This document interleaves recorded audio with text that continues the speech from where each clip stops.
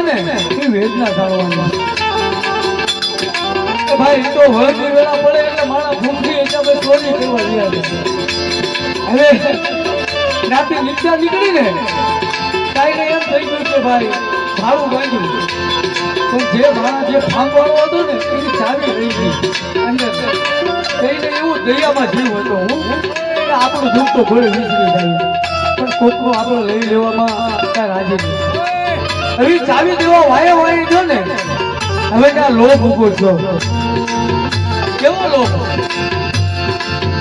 એ ફાર્મમાં જો ને એટલે ફાર્મ વાળા ભાઈ તો છે ને ભાઈ ભાઈને લોભ કરીને મીએ અને લોભ કરીને મીએ ગયા ઓહો પણ એક એની ઉપર દુઃખ અને એક એની ઉપર ભૂખ એ પાણી પીવે તો મેળ ન આવે અને વિક્રમમાં જે કાંઈ અંદર હતું ને ભૂખ બધું કરાવે હો ભાઈ આ ભૂખ ને દુઃખ છે ને એમાં કાંઈ છે ભગવાનને કરવું તો વરસાદ આવ્યો ને એ ઝાડીમાંથી હાથ આબો કરીને વરસાદનું પાણી પીધું બોલો અને નાસ્તિક તો નહોતો પણ ભગવાન ઉપર આસ્થા હતી ને કે કોક મને અહીંયા હલવાઈ ગયો છે કોક કાઢો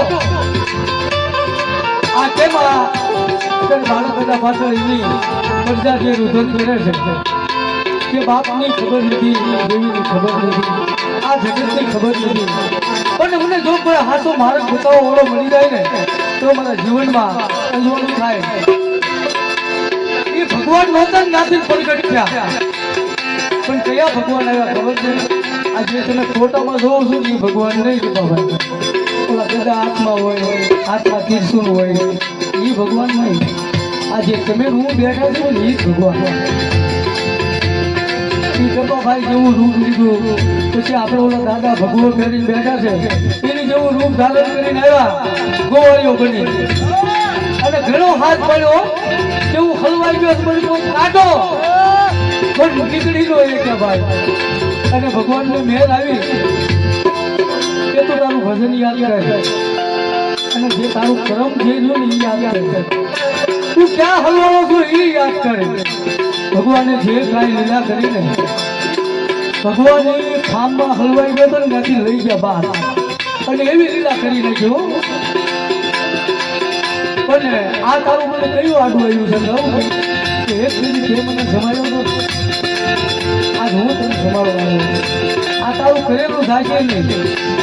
એમ આપણે બાળક બધા પાછળ જે કાંઈ એની વસ્તી છે ને કરી કમાણી કોઈની જાતી નથી ભગવાન હોય કે ભગવતીના ગોકુળમાં જવાબ બોલે છે એમ ભગવાને કીધું કે તારે જો હલવાઈ જેવું આનાથી નીકળવું હોય ને તો એક કામ કર કર્મ તારે કરવાનું અને યાદ કર અને હું તને મદદ કરીશ ભાઈ તો ભાઈ છે ને અંદર દિવાલ પાડવાનું કાંઈ એની પાસે હતું નહીં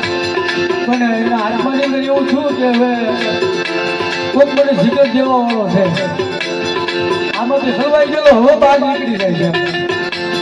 છે એની પાસે જે કાંઈ સીડી કાકની અંદર જડીને આજ મેં ગાંડો થઈ ગયો ભાઈ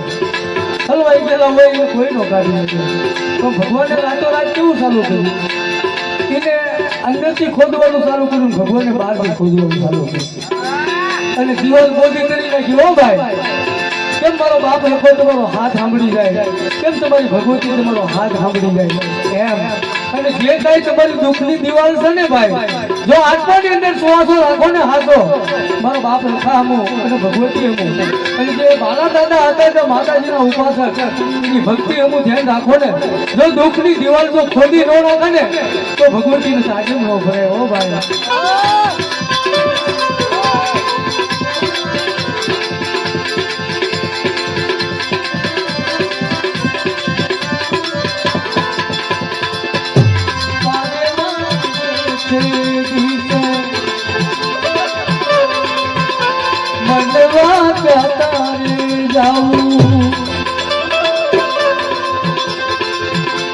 નથી તારો નથી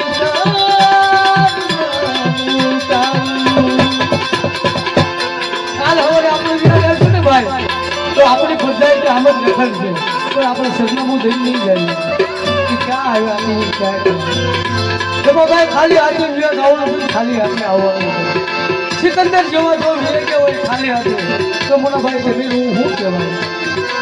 પણ જે અમારા મુનાભાઈ છે ડબલું ઉગાડી રહ્યા છે અમારે પરમભાઈ બેન્જો ઉગાડી રહ્યા છે અને આજ અમારા પરવીનભાઈ ભજનમાં આવી રહ્યા છે આ જે કાંઈ વાણી છે આ જે વેદના છે કદાચ યાદ આવી ને તો એ જ જગત યાદ રાખવાની બાકી બીજું કોઈ નહીં યાદ રાખે કેમ કે આપણું સરનામું વગરનું જીવન છે ભાઈ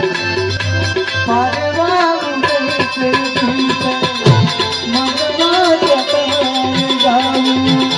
નથી કાંઈ મારો તારો નથી કરવું તારું બાકી તો બધું એ ખોટું બાકી તો બધું એ ખોટું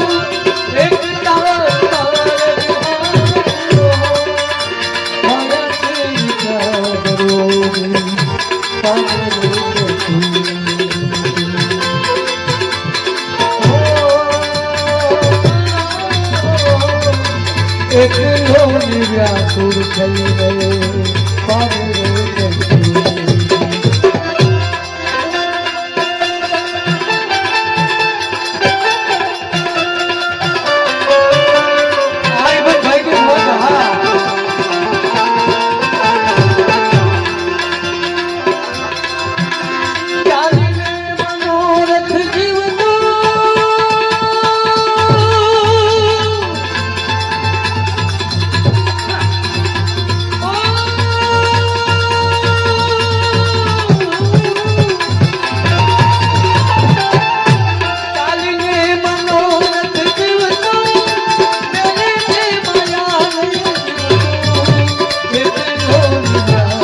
Hey